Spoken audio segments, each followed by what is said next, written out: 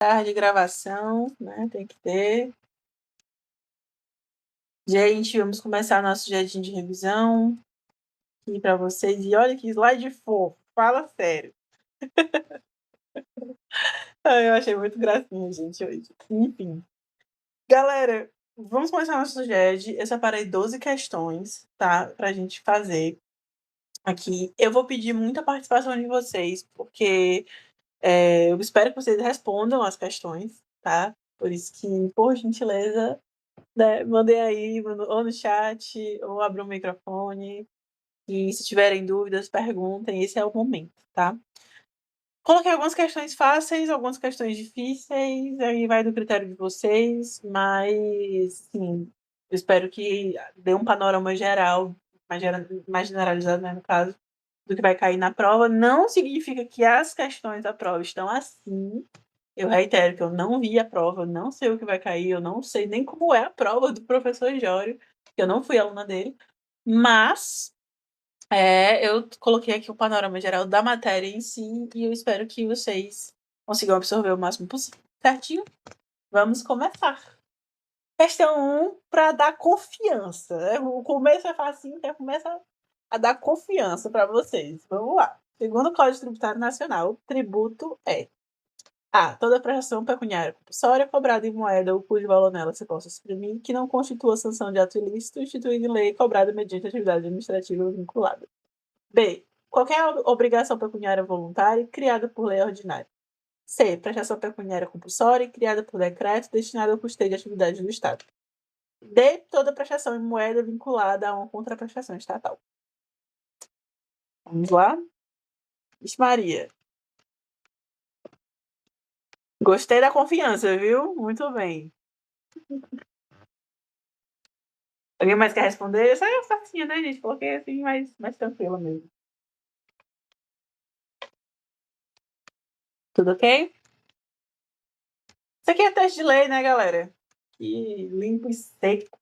Daí, artigo, não só botei o artigo, mas artigo 3º do CTN diz exatamente isso aí que vocês acabaram de ler. Prestação pecuniária compulsória, moeda depois de valor delas posso imprimir, não constituição de ato ilícito, instituída em lei, cobrada mediante atividade administrativa plenamente vinculada, certo? Então, a gente tem essas 5 características dos tributos, ok? Passando aqui, né? Eu acho que não nem preciso explicar o resto, porque isso aqui é texto de lei, né? Como a gente já viu. Então, por isso que eu vou passar mais rapidinho por essa mesmo, tá? Vamos lá, questão 2. Natureza jurídica do tributo é determinada conforme o CTN. A. Pela destinação legal do produto da sua arrecadação. B. Pela autoridade competente para instituí-lo. C. Pelo fato gerador descrito em lei. E D. Pela denominação legal do tributo. Já veio, nem de ler, já viram as respostas. Gosto sim, muito bem.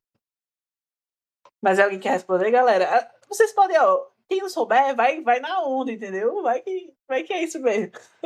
Mas eu gosto de divergência, eu quero ver o povo divergir, a gente adora. Já de revisão, quando eu vejo o pessoal se matando, assim, não, porque eu acho que é essa, acho que é aquela, acho que pra mim, eu acho maravilhoso. Sei que a questão é boa quando eu vejo uma divergência. Beleza? Vamos lá, então. Alguém mais quer responder essa? Natureza jurídica do tributo é determinada conforme o CTN pelo fato gerador, ou seja, da situação descrita em lei que dá origem à obrigação tributária, certo? Não existe nenhum tributo que não tenha um fato gerador descrito em lei, tá? Até porque também isso seria loucura, né, galera? Imagina aí se existe... A administração tributária chega pra gente e fala assim, não, porque aqui eu vou te cobrar esse imposto aqui. Sim, qual é o fato gerador dele? Sei não. E tá previsto em lei? Não, tá não. Então é loucura, né? Não tem como. Por isso que fato gerador obrigatoriamente descrito em lei. Fato gerador da base do Vaticano, gente, que é isso? Oxi, não, tem que aprender. Que absurdo. Vamos lá. Sobre os impostos, assinala a alternativa correta. A. São tributos vinculados a uma atuação estatal específica. B. Possui arrecadação vinculada a determinada atividade. C. Tem como fato gerador uma situação independente de qualquer atividade estatal específica. E D. São cobrados apenas pelos municípios. Olha aí, muito bem, pessoal respondendo. O que vocês acham?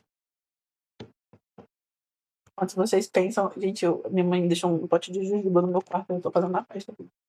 Tô fazendo o já de muito de jujuba.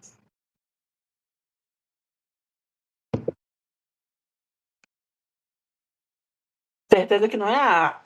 Gostei. Até pela dúvida que tu acabou de tirar, né? No jet passado. Tudo bem, Paulo. O pessoal tá chutando C aí.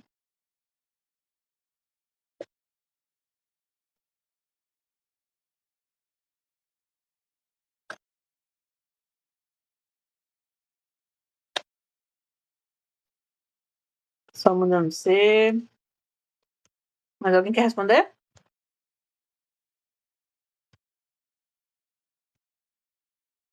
Tô achando esse jeito tão cheio hoje. O que o desespero não faz, hein, meu povo? Muito bem. Paulo falou C também. Gostei. Vamos lá. Então, vamos ver qual é a. Se os impostos estão vinculados ou não, né? Resposta C, galera. Muito bem. Imposto tem fato gerador independente de atividade estatal específica e não há vinculação direta a serviços prestados. Como a gente viu aqui, ó. Essa D aqui foi só para ter. Mas essa questão é sobre a vinculação ou não dos impostos. Então, o que, é que a gente tem? Que, primeiramente, vocês entendem, né? Quando eu falo que o imposto ele não é vinculado à atividade estatal específica. Isso já até foi bem falado, né, durante as aulas, mas por que, por exemplo, eu não vou fazer isso em todas as questões, tá? Mas só mostrando aqui. Por que não é a, como o Paulo bem disse, que são tributos vinculados a uma atuação estatal específica? Não, certo? Não é, não, isso, específica em relação a ser divisível. Não, não. Isso são conceitos diferentes, tá? Essa questão do específico e divisível, a gente está lembrando das taxas, né? A gente vai ver também daqui a pouco. Mas a natureza específica e divisível das taxas em respeito diz respeito ao resultado, certo? As taxas, elas estão... Vocês estão me vendo e ouvindo? O link está atrasado, ó, no meu computador, no meu celular. Top, né? Beleza. Mas as taxas, os impostos não. Quando a gente fala que as taxas são específicas e divisíveis, é que elas possuem um objeto específico e divisível. Que, por exemplo, como a gente fala, que uma taxa de emissão de passaporte, por exemplo, ele é um serviço específico para aquele contribuinte e divisível somente aquele contribuinte. Por que ele não pode ser genérico e indivisível, digamos assim? Porque aí não tem como você fazer a contabilização dessas taxas, entendeu? Tipo assim, se fosse uma taxa de custeio de iluminação pública, por que ela é inconstitucional? Porque a taxa de iluminação pública, você não tem como especificar e dividir. Por quê? Você vai especificar exatamente o que Natália, gente, vocês estão me vendo, né? Porque aqui tá aparecendo como se eu estivesse caindo, mas tudo bem. Qualquer coisa me avise, tá? Voltando. Por que a taxa de iluminação pública é inconstitucional? Porque ela não é específica e nem divisível. Eu não tenho como especificar e dividir aquela atividade estatal a um contribuinte só, entendeu? As taxas, elas precisam ter essa previsão. Já os impostos, não. Os impostos, eles são ligados ao fato gerador, certo? E quando a gente fala que ele tem uma atividade estatal específica ou a arrecadação vinculada, o que é que a gente quer dizer? Que, por exemplo, o Estado não precisa me prestar nada para eu pagar a ele, entende? Por isso que as taxas têm uma atuação estatal específica, precisam de uma atuação estatal específica. As taxas, se eu não utilizar nenhum serviço, se ele, né, não estiver lá à minha disposição, um serviço público, eu não preciso pagar aquilo ali. Por exemplo, se eu não quiser emitir meu passaporte, eu não preciso ir lá na Receita Federal e pagar. Eu não preciso pagar pelas pessoas que emitem passaporte. Só as pessoas que emitem passaporte que pagam as taxas de emissão. Entendeu? É por isso que ela é específica. E vinculada a uma atividade estatal específica. Quando a gente fala específico, nesse caso, da atuação estatal, é vinculado ao serviço, certo? Ao serviço público. Já aqui, quando a gente fala na letra B, que ele possui a regulação vinculada a determinada atividade, é que ele não tem o resultado dele não é necessariamente, não serve necessariamente para ser aplicado a uma atividade específica. Aí também é em relação ao resultado, certo? Como a gente viu, por exemplo, nas contribuições. As contribuições, elas têm a arrecadação vinculada. Porque, por exemplo, se a gente arrecada o PIS/COFINS, ou a CSLL, por exemplo, ela tem que ser utilizada naquela destinação específica, na Seguridade Social. Então, todo o dinheiro arrecadado pelas contribuições sociais, por exemplo, tem que o dinheiro tem que ser gasto para a Seguridade Social, para o Serviço de Seguridade Social do Brasil, entendeu? Então, é por isso que a gente fala que o imposto não. Quando a gente fala essa questão da vinculação dos impostos, é só lembrar, assim, na minha cabeça eu desenhei assim, quando eu estava aprendendo. Que os impostos, eles entram, mas eles não têm obrigação de sair, entendeu? Eles entram dentro dos cofres, o dinheiro entra dentro do cofre público, mas ele não tem destinação específica, ele não tem finalidade específica, ele não precisa sair dali e ir para algum lugar certo, entendeu? Tanto que a gente até trouxe, só um minutinho, tá aí, só vou finalizar aqui o raciocínio. Tanto que a gente até trouxe um exemplo do senso comum, que é o quê? Que a gente, no senso comum, fala assim, eu pago tão caro de IPVA e não... Meu internet caiu, ó, socorro. A internet caiu, não foi? Ou não? Não, aqui tá tranquilo. Ah, tá, beleza. O que ela falou era isso que eu ia falar, eu achava que era isso. Mas enfim, tudo bem. Sim, exatamente. Só já te dou a palavra, se tu quiser ainda falar. Mas por exemplo, a gente tem esse senso comum muito claro de porque eu pago caríssimo de IPVA, minhas ruas tá tudo esburacada. Entendeu? A gente tem esse conceito, né, na nossa cabeça. Mas isso não é uma realidade. Por quê? Porque o IPVA, que é o imposto, ele não tem destinação específica, ele não é vinculado a nenhuma atividade, entendeu? Ele não tem arrecadação vinculada. É isso. Então, não é porque eu pago o meu IPVA que o dinheiro que a Natália utilizou no IPVA dela vai ter que ser pago obrigatoriamente para consertar os buracos da calçada que eu passo. Entendeu? Ainda tem isso. O pessoal tem um umbigo desse tamanho, né? Para achar que a vida é assim. Mas, enfim. Thaís, se quiser falar ainda, pode ficar à vontade. Não, era só isso mesmo. Eu queria perguntar se o exemplo era realmente esse, sabe? Mas tu falou exatamente o que eu estava falando. Justamente, é exatamente isso, sabe? Porque é muito isso. A gente tem assim, esse conceito, essa concepção de que, porque o governo do estado do Ceará arrecada não sei quantos milhões de reais aí, arrecada não sei quantos mil reais para, por exemplo, com polícia rodoviária. Porque agora que tu tá com a polícia rodoviária, aí acho que aquele dinheiro ali ele tem que ser específico e destinado àquilo ali. Não, ele tem os impostos, especificamente falando, os impostos, eles entram e não tem obrigação de sair. Ele, se quiser, por exemplo, se o governo quiser estocar, ficar lá com o dinheiro parado na conta, ó, não diz respeito a ninguém, entendeu? Eles fazem o que eles quiserem, tem exceções, inclusive, tá? Tanto que vocês podem olhar, a gente tem algumas exceções, mas são mais genéricas, assim, não são tão específicas. Quanto ao princípio da vinculação, leiam essas exceções, tá? Inclusive, por favor, não deixem de ler. Certo, galera? Mas é isso mesmo, vocês acertaram, letra C. Meus parabéns. Top. Passando, então, a gente vai falar um pouco das taxas agora. Dessa ruma de coisas que eu falei, agora vai ficar fácil. Vamos lá, quarta questão. A cobrança de taxas pode decorrer do exercício regular do poder de polícia ou da utilização efetiva potencial de serviços públicos específicos e indivisíveis. B, da prestação de serviços públicos gerais e indivisíveis, como a segurança pública. C, da valorização imobiliária resultante de obra pública. E D, da necessidade de custeio de investimentos urgentes e relevantes da União. O que acham? A Bepa já foi na A.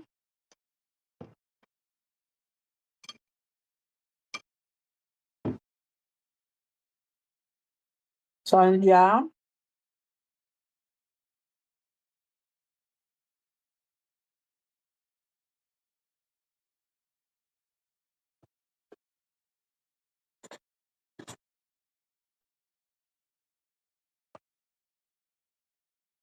Vamos lá, mas alguém quer responder?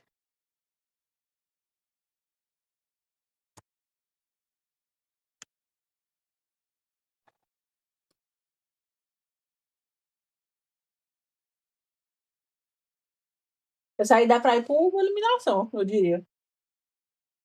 Vocês acham?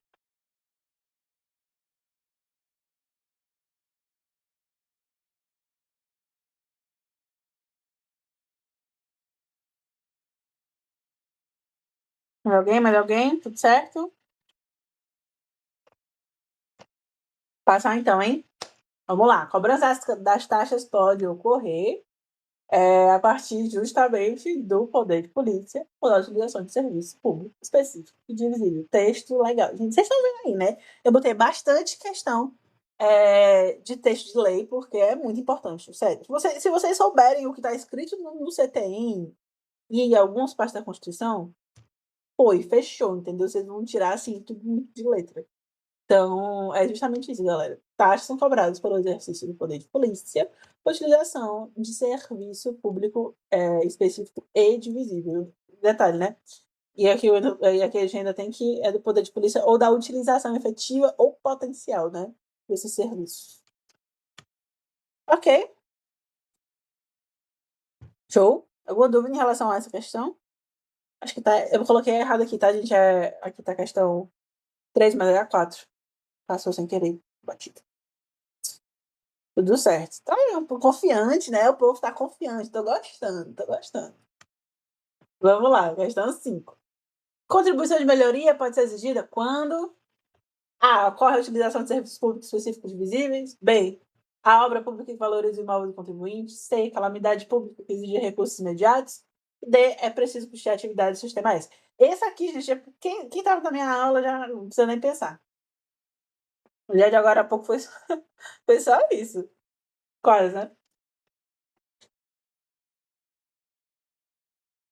Inclusive, né, a pessoa que está aí respondendo, eu vi bastante gente falando bem.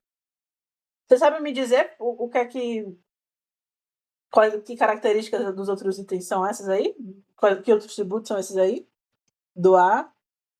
Vocês acertaram já, né? Já dei a resposta, B. Isso mesmo. Quando a obra pública valoriza o imóvel do contribuinte. Mas aí agora eu quero o exercício aí. O A, o C e o D são o quê? O que vocês acham?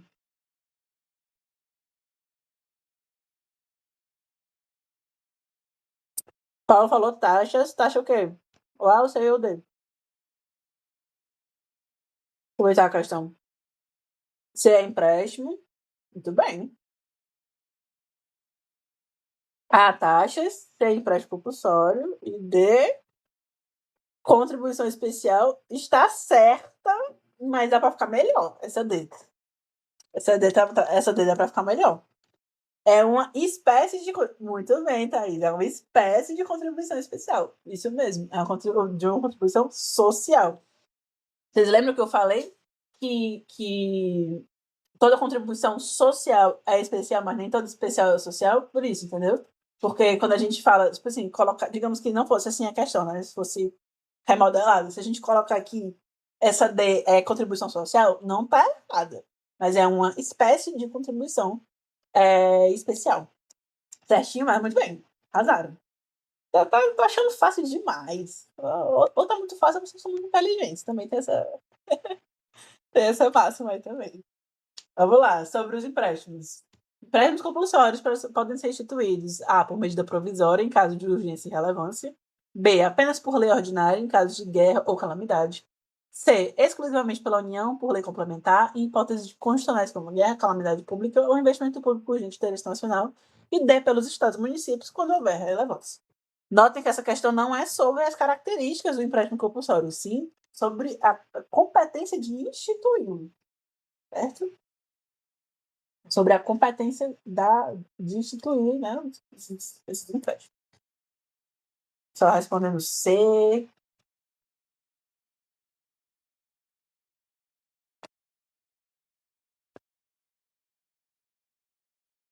E se vocês forem ver, eu com a boca cheia de jujuba, se vocês forem ver, fora a questão que tá, fora o item certo, né, a gente já vai comentar, mas cada um desses itens tem um pouquinho de verdade. Só, né, tem um pouquinho de verdade e um pouquinho de mentira também, mas tem bastante verdade aí, na maioria dá pra confundir bastante, certo? Então tem que ter cuidado com isso. Passando então, hein? O pessoal respondeu C. Vamos ver. Isso mesmo. Somente a União, galera. Somente a União pode instituir, por lei complementar, em hipóteses constitucionais como guerra, calamidade e investimento público urgente. Então, só também passando rapidamente aqui pelos outros itens, aqui essa está errada porque está falando por medida provisória, mas aqui, ó, em caso de urgência e relevância, está correto. Mas não pode ser instituído por medida provisória. B, apenas por lei ordinária, é exatamente o erro, porque é apenas por lei complementar. Em caso de guerra ou calamidade, que também está correto, né? Em caso de guerra ou calamidade, como a gente sabe.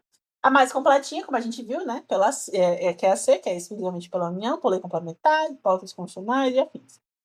E a D, pelos estados e municípios, está errada justamente por isso, mas quando houver relevância social local. Porque esse item, sabe porque ele falou estado e município, dá a entender que esse relevância social local é local do estado e município, né? Mas, por exemplo, se esse item estivesse falando exclusivamente da União, quando houver relevância social local, não estaria errado, né?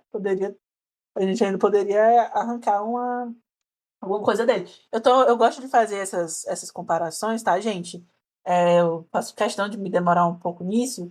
Tipo, nesses itens meio certos. Esse não é o caso dessa questão, porque o item C tá certo, certinho. Mas, assim, como eu falei, eu faço questão de me demorar um pouco nesses itens, porque isso é um prato cheio para colegiado, de verdade. Assim, tem muita questão que a gente olha e fala, cara, mas isso não tá 100% certo. Mas aí você vai no professor e ele fala, não, mas marca aí a mais certa, entendeu? É isso, que a B3 tem muito dessa. Então, a gente saber mais por cima, eles só mudam ou excluem a única palavra, justamente, cara, justamente mesmo. Tanto que depois, né, como mais pra frente, quando for mais próximo da V3, eu mostro a minha prova pra vocês.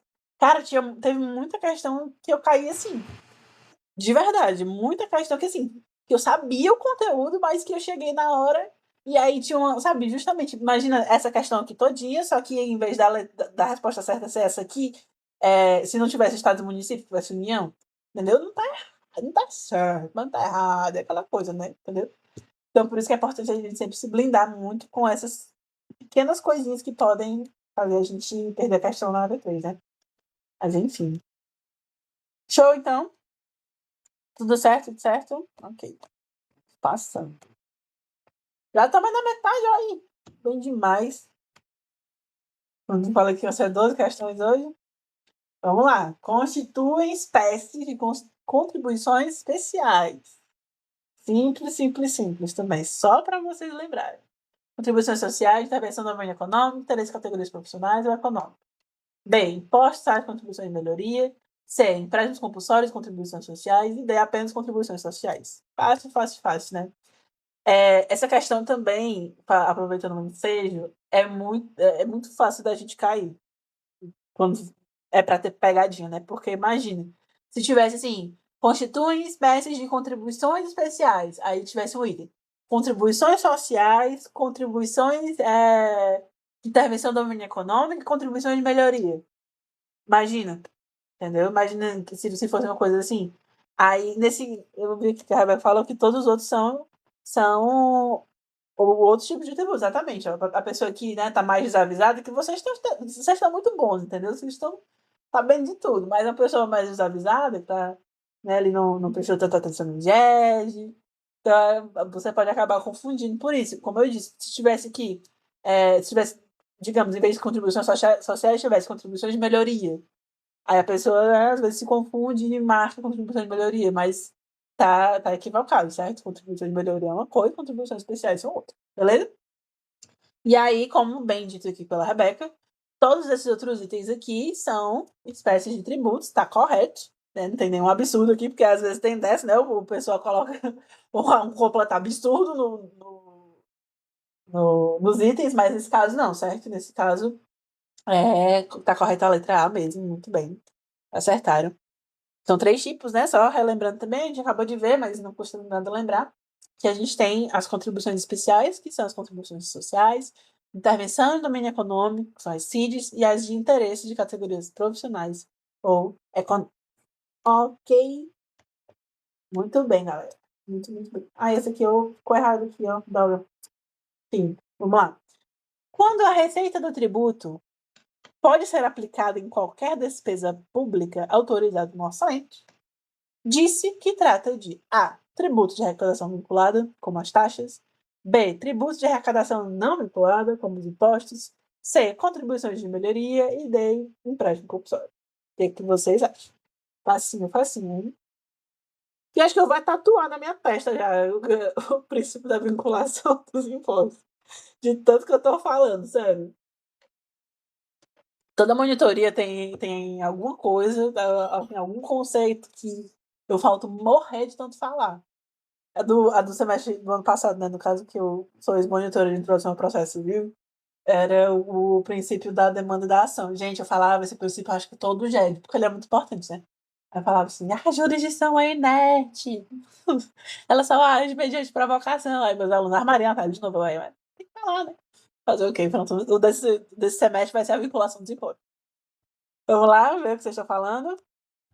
Só marcando B, o Paulo falou que é o famoso imposto. Isso mesmo, galera. Muito bem. Resposta B. Tributos de arrecadação não vinculada podem ser aplicados em qualquer despesa pública. É importante a gente não decorar essa informação, tá? Mas aprender. Quando a gente, como o Saulo também reforçando aqui sobre a vinculação, é justamente isso que ele está falando aqui no enunciado. Pode ser aplicado em qualquer despesa pública autorizada no orçamento, desde que autorizado no orçamento, mas ele não tem a obrigação de ter uma destinação específica. Certinho, então, tributo de arrecadação não vinculada, como os impostos. Exatamente. Poderia ser a letra A, porque, né, o conceito que está aqui não diz respeito à arrecadação vinculada, como as taxas, e nem C nem D, porque também não possuem, tanto a contribuição de melhoria quanto o prédio compulsório tem a arrecadação vinculada. Pode falar, Thaís. Oi, então, eu tenho uma dúvida. Tu acha que seria uma pegadinha se, tipo, o professor falasse assim, quando a receita do tributo pode ser aplicada em toda e qualquer tipo de despesa pública autorizada no orçamento? Tipo, porque eu sei que tem exceções a essa regra do princípio da não vinculação do imposto, certo? Uhum. E aí, tu acha que ele poderia fazer um jogo de palavras e transformá-lo numa pegadinha, justamente por causa das exceções, ou ele não iria ser cruel desse jeito? Cara, não que ele seja eu cruel, tá? I love Jório, se vocês acham muito mas tu acha que pode correr esse jogo de palavras em algum momento? Como eu disse, eu falando pessoalmente em relação ao professor Jório, eu não sei, porque eu não fui aluna dele. Mas, assim, eu já vi isso acontecendo. Tá. Entendeu? Eu já vi, inclusive em AV3. E estudando para AV3, eu já vi. Quando eu falo em AV3, eu não falo só na minha prova da AV3, tá? Sim. Porque, assim, gente, sério, semestre passado eu tava endoidando, porque eu tava morrendo de medo dessa prova de tributário 1. Porque eu tava com medo justamente da nota baixar. Imagina se baixa, sei lá, muito, pra fazer a prova da monitoria. Então, gente, sério, eu estudei igual uma louca varrida pra essa prova da AV3. Por isso que quando eu falo prova da AV3, porque, gente, eu fiz muitas provas Foi um antigas. trauma, né? O estresse Foi pós-traumático, eu te trauma, entendo. justamente. Então, por isso que eu tenho essa bagagem para falar para vocês, que eu já vi isso caindo em outras provas da V3 também, sabe? Dele falar justamente isso. E eu não sei se, eu não lembro se a questão era assim, como você falou, tipo, muito óbvio, sabe? Mas eu acho que era muito sutil a diferença, sabe? Porque o princípio da não vinculação dos impostos, ele tem, como eu disse, as características dele, as exceções a ele, na realidade, são muito genéricas. Entendeu? Tipo, a gente vai ver, por isso, vocês podem até voltar lá no meu slide também bonitinho, mas, por exemplo, falar para educação, para não sei o quê, isso é genérico, entendeu? Isso é meio que senso comum a gente pensar, tipo, obviamente, né, que o dinheiro arrecadado da administração tributária, da administração pública, vai ser aplicado na educação, na saúde, na segurança. Sim. Só que, como eu disse, por mais que ele seja genérico, ele existe, entendeu? Então, aí, por isso, que até um artigo da Constituição, que agora eu não lembro de cabeça qual é, mas ele está na Constituição, essas exceções. Por isso que é importante saber. Eu não diria que é importante decorar loucamente, porque eu não imagino isso caindo em prova de AV1, por exemplo. Mas, digamos que, eventualmente, possa cair, entendeu? É bom vocês saberem. Inclusive, se alguém, não sei se alguém que se interessa, né? Mas eu acho, não tenho certeza, na realidade, que caiu uma questão aberta de princípio da não vinculação, da não afetação na minha prova da monitoria, tá? Viu? pega aí o babado aberto, né? Era só quem sabe faz ao vivo, entendeu? Por isso que é importante também saber. Então, Ei, eu achei o artigo da Constituição, é o 167. pronto, esse mesmo. É que esses da Constituição, gente, você tem, eu sei todos de cabeça, da Constituição não sei nenhum de cabeça. É impressionante, mas você tem, eu sei de tag pra você, mas da Constituição é tudo. Beleza? Valeu, Natália. 177. Então aí, quem quiser dar uma olhadinha e quiser voltar no meu GED, abram aí. Beleza? Alguma dúvida mais? Tudo certo? Ok. Vamos lá então. Próxima questão. Calma que o chefão tá vindo, tá? Eu deixei a pior pro final, que eu quero é ver realmente quem sabe fazer ao vivo no final, tá? Tá de boa até agora, mas vai ficar pior. Vamos lá. Coloquei uma básicazinha de princípio, né? Porque é sempre importante saber. Não acho que vai cair assim, entendeu? Como eu tô colocando, de múltipla escolha e tal. Se eu fosse dar um palpite, seria que, assim, eu acho mais provável do Jório colocar uma questão de princípio. Se for para colocar uma questão de princípio, né? Colocar aberta, entendeu? Para você discorrer. Por isso que é legal dar uma lida, mesmo não sei se vocês se dão bem com doutrina e tal, mas é interessante. Nessa parte bem teórica de princípio e tal, é legal estudar por alguma doutrina, né? Eu até já recomendei vários, tem vários no Drive também, se vocês quiserem olhar. Mas imagino que ele possa pedir para fazer, tipo, discorrer sobre princípio, entendeu? Então, por isso que é importante. E esqueci de falar, mas enfim, vamos lá. De acordo com o princípio da legalidade tributária, marca a alternativa correta.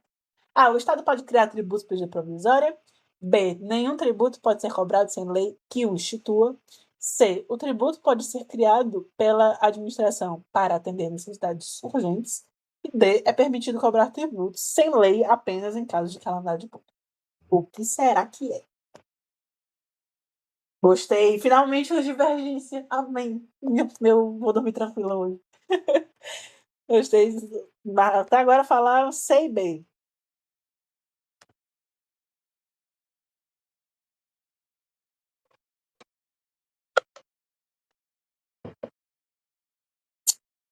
E aí, e aí, e aí?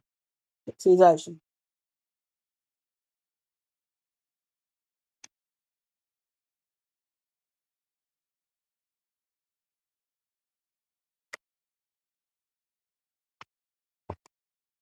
Alguém quer responder? Eu tô com minha Juju.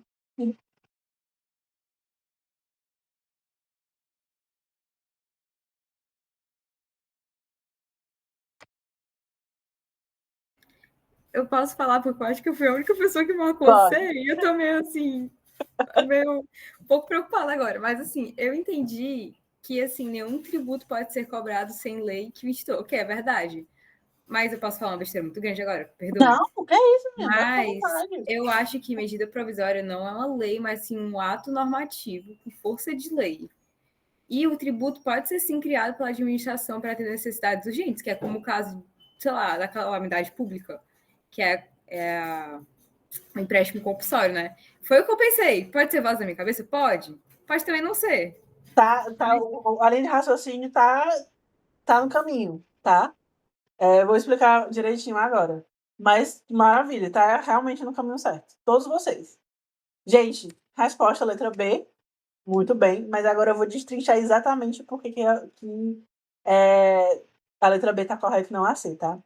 Como a gente viu, né, o princípio da legalidade, lá na Constituição, exige que nenhum tributo seja cobrado sem lei anterior que o institua.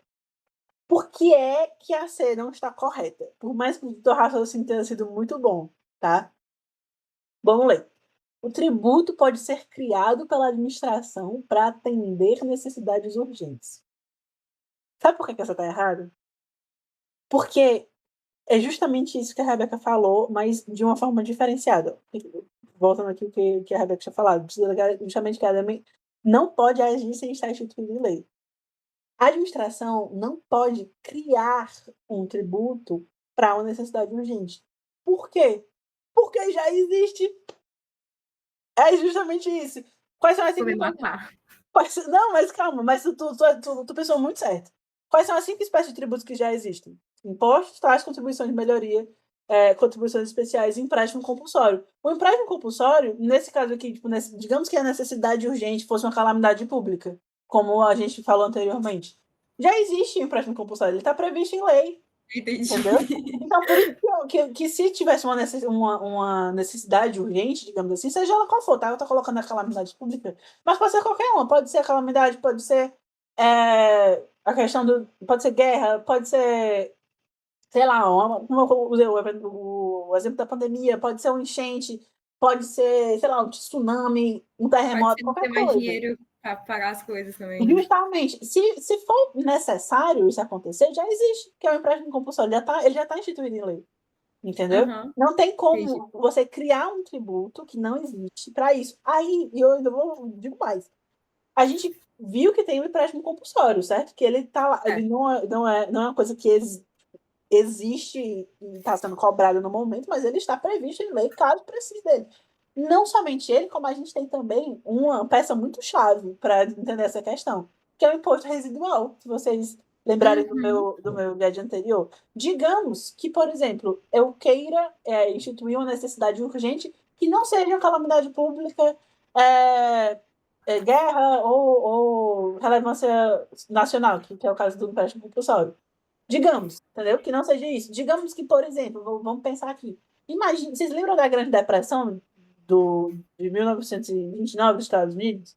Imagina se Sim. dá uma quebra na economia bizarra e aí, assim, tudo se arrumou, tá todo mundo lascado, não tem para onde correr. Tipo assim, a administração, sei lá, zerou os cofres públicos ou mais. Digamos que a gente sofre um golpe de Estado.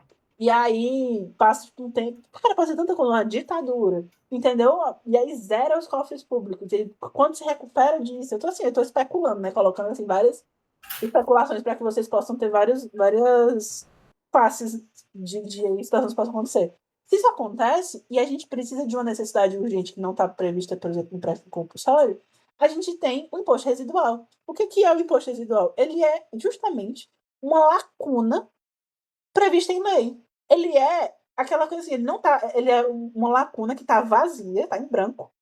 E ele fala assim, cara, isso aqui não existe. Tipo, eu posso instituir um imposto residual, né? Eu posso utilizar do mecanismo do imposto residual para constituir um novo imposto que não tenha uma base de cálculo em fato gerador de algum imposto já existente. Certo? Como eu até falei quando eu ensinei sobre imposto residual, digamos que eu quero instituir um imposto nesse caso aí que eu falei de uma necessidade urgente. E aí surgiu um novo fato gerador que eu quero instituir esse imposto. Digamos que isso aconteça, ele já está previsto em lei. É essa a pequena jogada dessa letra C, porque ela não está correta, porque já está previsto em lei. Entendeu? Para você Entendi. criar um novo tributo, meu amigo, é só com uma nova Constituição, com um novo Código Tributário, que foi justamente o caso, né? Se a gente for também pensar isso, é só também lembrar que antes da Constituição de 88 a gente tinha 3 espécies de tributos. Na teoria Uhum. do partite, e aí a partir da Constituição a gente passou a ter 5. Mas a gente só passou a ter 5 porque esses dois que foram criados, que foram a contribuição especial e o empréstimo compulsório, eles foram instituídos por lei. Depois, entendeu? Eles foram Entendi. instituídos pela Constituição. É justamente por isso. Mas foi 100%, 100% certo. E como eu disse, também essa questão da medida provisória, ele não pode, tá? Mesmo que seja uma medida provisória com força de lei, não é permitido criar imposto por medida provisória, certo? Mesmo que ela tenha força de lei, não pode. Top. Mas muito bem pensado. Finalmente a divergência. Ai, valeu, já valeu já valeu o JED. Mas show, galera. Muito bom. Mais alguma dúvida em relação ao princípio da legalidade? Tudo certo? Show. Vamos lá, então. São considerados impostos indiretos. Esse aqui é mais a coreba, tá? Eu coloquei assim, só para vocês lembrarem mesmo dessa informação, porque vai que cai. Imposto indireto. Vocês lembram do conceito de imposto indireto que a gente acabou de ver? Que o contribuinte, de fato, é diferente do contribuinte de direito? Que o contribuinte que deve o imposto é diferente do contribuinte que arrecada o imposto? Pronto. Vamos lá. A. São impostos. Voltando, né? São considerados impostos indiretos. A. Imposto de renda e imposto sobre propriedade territorial urbana, que é o IPTU. B. ICMS, IPI, imposto sobre produto industrializado, e ISS, que é imposto sobre serviços. C. Contribuição de melhoria e taxa de licenciamento. E D. Empréstimo compulsório e contribuição social. O que acham? Acho que B. B para eliminação, mas esqueci.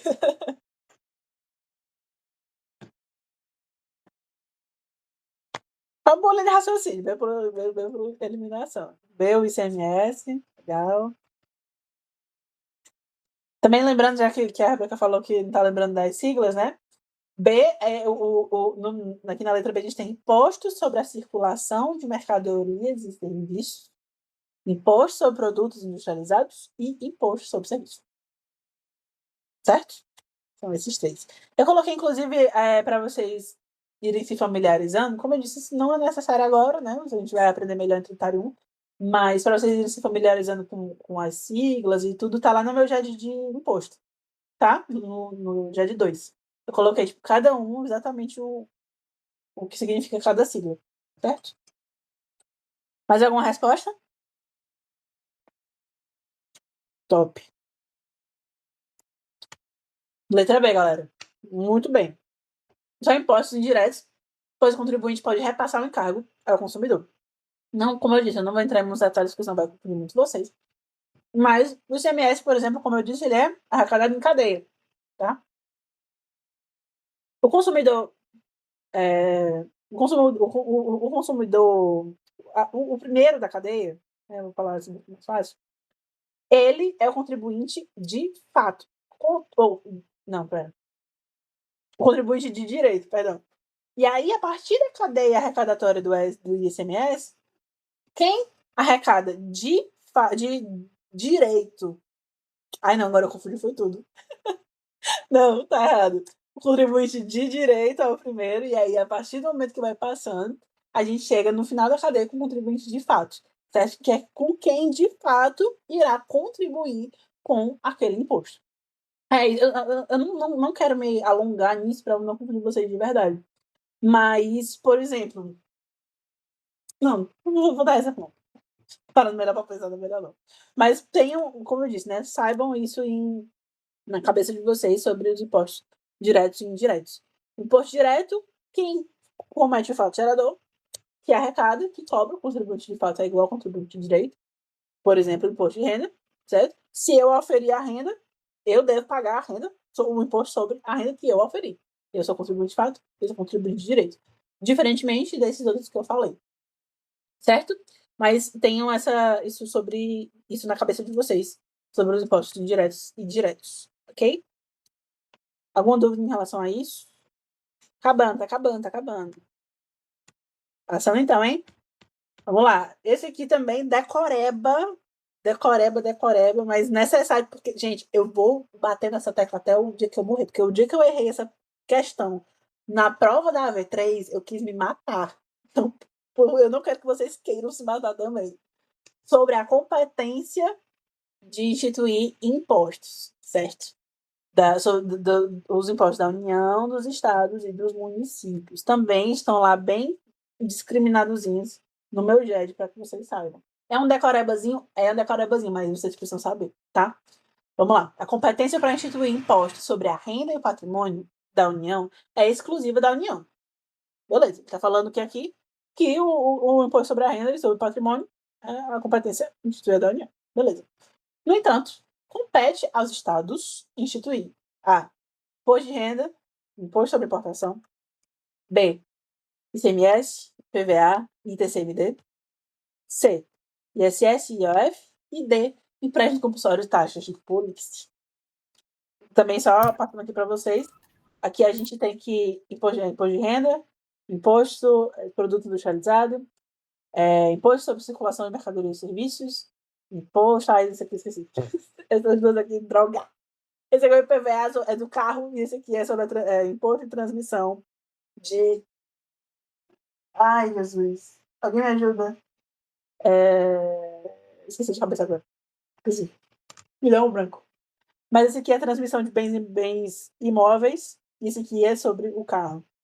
Esse aqui é sobre o veículo automotor. Não, imposto de propriedade do veículo automotor. Lembrei. Maria, não. E imposto sobre serviço, imposto sobre operações financeiras. Vamos lá, só sei que é B, porque o resto não faz sentido. Gostei. Imposto sobre causa morte. Oi, diga. o Google está dizendo que o ITCMD é o Imposto sobre Transmissão, Causa Mortes e Doação de quaisquer bens e direitos. É isso mesmo. Eu não ia saber de cabeça, não. Gente, pra vocês terem noção, eu trabalho com impostos federais, é por isso que com tributos federais no geral, né? Lá no escritório eu sou do núcleo federal. E aí por isso que os federais são todos lindos e claros no meu cérebro. Só que aí quando tu bota o estadual e municipal, pra eu lembrar, é um inferno. Mas eu eventualmente dá certo. Mas beleza. Obrigada.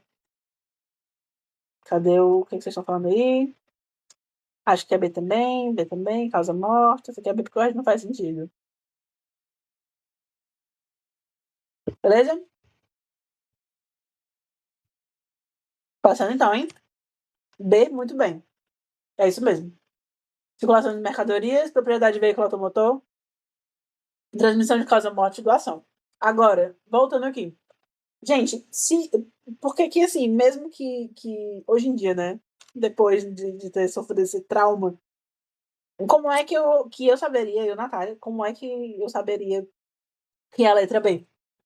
Porque, para começar aqui, D, né, não é imposto, a gente tem um imposto sobre taxa, já cortado D por eliminação mesmo, mas A e C são impostos federais.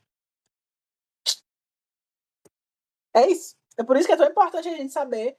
Sabendo os federais, o resto fica mais fácil, entendeu? Mas por isso que também a gama de federais dos federais é bem maior. Mas imposto de renda federal, imposto sobre produto industrializado federal, imposto sobre serviço federal e imposto sobre operação financeira federal. Então aí, ó, já fica mais fácil para vocês lembrarem numa possível provinha, certo? Por isso que é legal a gente saber. Não, como eu disse, você sabendo, ou pode ser o caminho inverso também, né? Você sabendo os federais, os outros ficam mais fáceis, ou você sabendo estadual e municipal, que são 3 de cada, né? Já corta todos os outros por eliminação. Mas é exatamente isso. Compete aos estados substituir ICMS, PVA e ICMD. Beleza? Ok. Chegou, galera. Essa aí eu vou deixar vocês fazerem. Sim, gente, um cálculozinho. Um cálculozinho, porque tem que saber. A tia Natália precisa ensinar, galera. Tem que saber, tá? Vamos lá. O município de Nova Esperança realizou a pavimentação de uma rua, valorizando os imóveis localizados ao longo da via em 20% do valor de mercado. O proprietário do imóvel, da casa número 10, avaliada em R$ 500 mil, recebeu uma cobrança de contribuição de melhoria equivalente a 15% da valorização do seu imóvel. Qual é o valor da contribuição de melhoria que o proprietário deverá pagar e se a cobrança está de acordo com o Código Tributário Nacional? Ficou faltando só esse final, ó, para colocar se estava correto ou incorreto, né? Mas enfim. Então, vocês respondem aí, vocês acham que essa cobrança está correta, sim ou não? Respondendo, digam aí qual é o valor que o proprietário deverá pagar. Disclaimer, acho que você vai cair na prova? Não acho, mas acho que vocês precisam saber? Acho. É isso.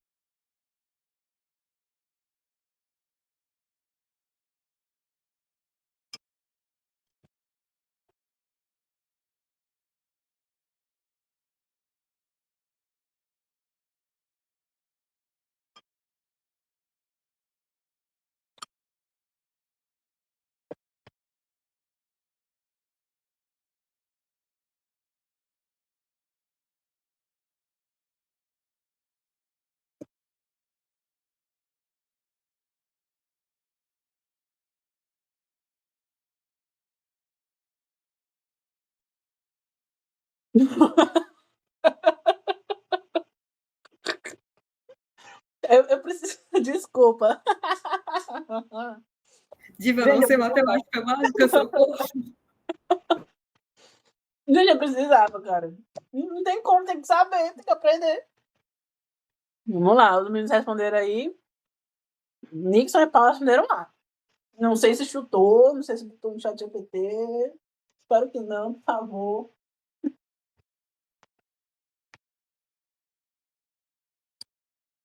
Primeiramente, vamos começar. Vocês acham que essa cobrança tá certa ou errada?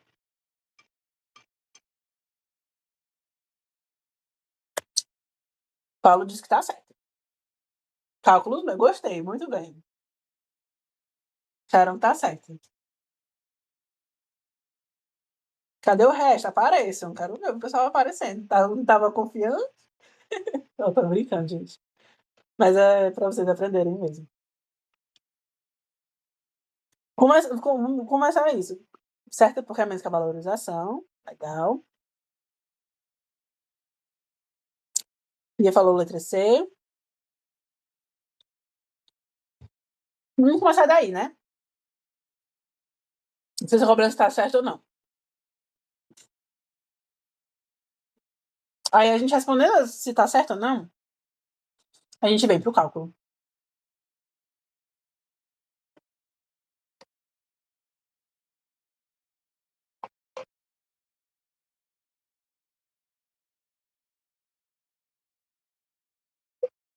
Mais alguém? Posso estar errada assim, mas nunca se sabe. Os 20% da cobrança foi de 15% sobre valorizado.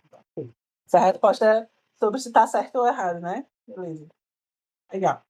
Gostei, galera, da linha de raciocínio, é isso mesmo. Essa questão ela foi propositalmente mais difícil para que fizesse vocês pensar, né? Mas eu não faço ideia. Desculpa, eu tô me sentindo culpada agora que eu coloquei. Mas vamos lá, vamos explicar. Galera, letras A, tá? 15 mil. Beleza? Começar aí, vocês acertaram, os meninos, parabéns. Acertaram 15 mil mesmo. Vamos lá explicar, tintim por tintim. Tá? E a cobrança é legal, também acertaram quanto a isso. Vamos lá. O município de Nova Esperança realizou a pavimentação de uma rua valorizando os imóveis localizados ao longo da via 20% do valor de mercado. O proprietário do imóvel da casa 10, avaliado, recebeu cobrança de contribuição de melhoria equivalente a 15% da valorização do seu imóvel. Para calcular o valor devido, primeiro determina-se a valorização. 20% de 500 mil resulta em 100 mil. Então, o que a gente tem em relação a isso? A gente não está falando aqui sobre o limite geral. Vocês lembram que a gente tem dois tipos de limites, né? O limite geral e o limite individual. Vamos com calma.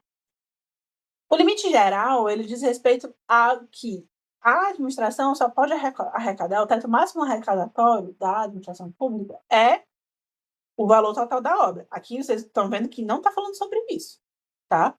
A gente não falou em nenhum momento o valor total da obra. Então, a gente já sabe que não está falando sobre o limite geral. Então, tá. Se não é o limite geral, deve ser o limite individual. Beleza. Vamos lá. Então, aí a gente tem que, no limite individual, é parecido com o geral, mas é mais específico. Por quê? Porque o limite individual da contribuição de melhoria diz que a administração só pode cobrar, só pode arrecadar até o valor máximo da arrecadação do imóvel.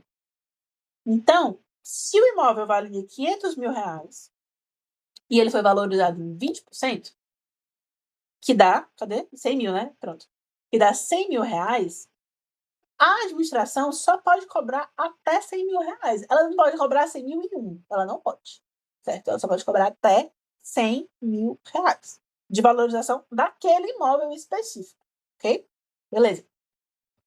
Então, vamos lá. Primeiro determina a valorização do valor. 20% de 500 mil resulta em 100 mil. Beleza. A gente já matou o primeiro cálculo. Em seguida, aplica-se a alíquota de 15% sobre esse valor, obtendo 15 mil reais como contribuição de melhoria.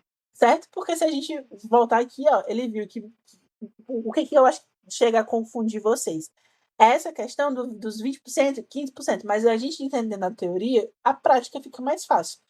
O 20% e o 15%, eles são distintos, tá? Não, tipo, não é porque valorizou 20, ele cobrou 15 que foi, que deu certo. Não. Por exemplo, o 15% que ele cobrou foi de dentro dos 20% de valorização daquele imóvel. Olha a complicação mental que é para entender isso, mas calma, vai dar certo. Então, ó, vamos voltar aqui e dar uma desenhada. Se meu imóvel valia 500 e ele valorizou em 20%, significa que agora ele está valendo 600. Certo? Errado? Não, tô certo. Ok. Está valendo 600. Beleza.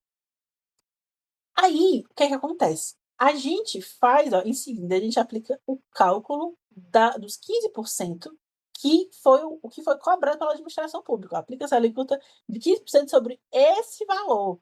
Ou seja, sobre a diferença, não é sobre os 500 mil que vale o apartamento, não é sobre os 600 mil que agora valem o apartamento, certo? Porque antes ele valia 500, agora ele está valendo 600. Os 15% de valorização, os 15% da contribuição de melhoria, eles não incidem sobre o valor do imóvel, eles incidem sobre a diferença da melhoria, entendeu? É essa a grande questão da contribuição de melhoria, que pode, inclusive, vir a confundir, porque eles incidem sobre essa pequena valorização, né? Sobre essa diferença de valorização, certo? Então, se ele valia 500 e agora está valendo 600, os 15% de contribuição de melhoria vão incidir sobre os 100%, que é o intervalo, os 100%, os 100 mil, que é o intervalo do que ele valia para o que ele está valendo agora, certo? Então, quando você aplica 15% sobre 100 mil, dá 15 mil como contribuição de melhoria. A cobrança está de acordo com o Código Internacional, pois é a obra pública que valorizou o imóvel. O valor cobrado é proporcional à valorização e não excede o aumento real do valor do imóvel.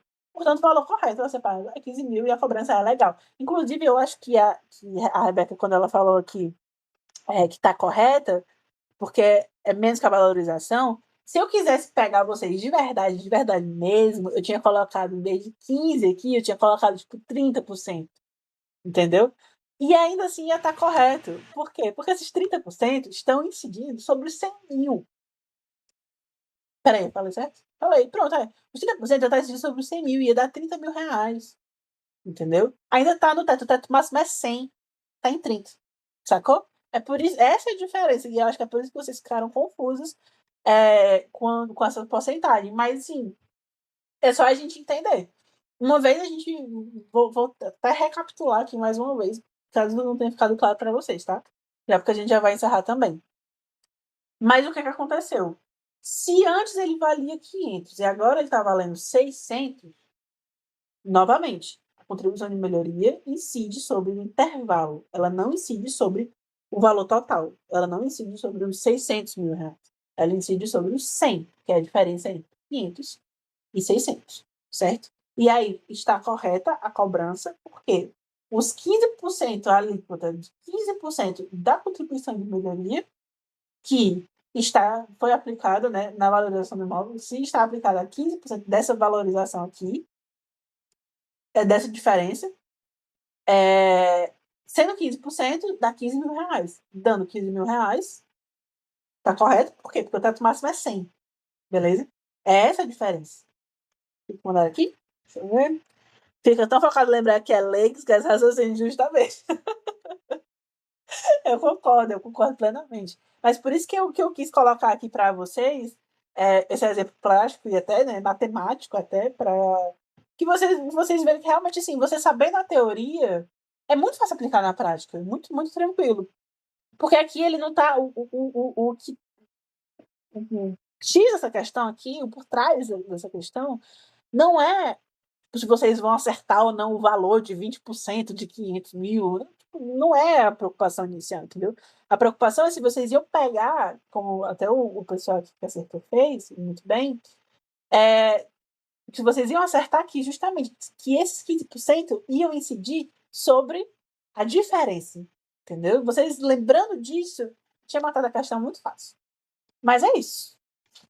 Alguém tem mais alguma dúvida, algum comentário que queira falar sobre? Vocês entenderam, primeiramente, por favor. Se não tiverem entendido, falem. Se tiverem uma dúvida, por favor, falem. Certo? Tudo tranquilo. Então, inclusive, para quem acertou, estou orgulhosa. Fiquei muito feliz. Mas é isso, galera. Muito obrigada. Muito, muito, muito obrigada mesmo. A participação de vocês foi ímpar. Gostei demais, tá? De verdade. Vou passar aqui novamente. Inclusive, para quem já preencheu esse link aqui, não precisa preencher de novo, não, tá?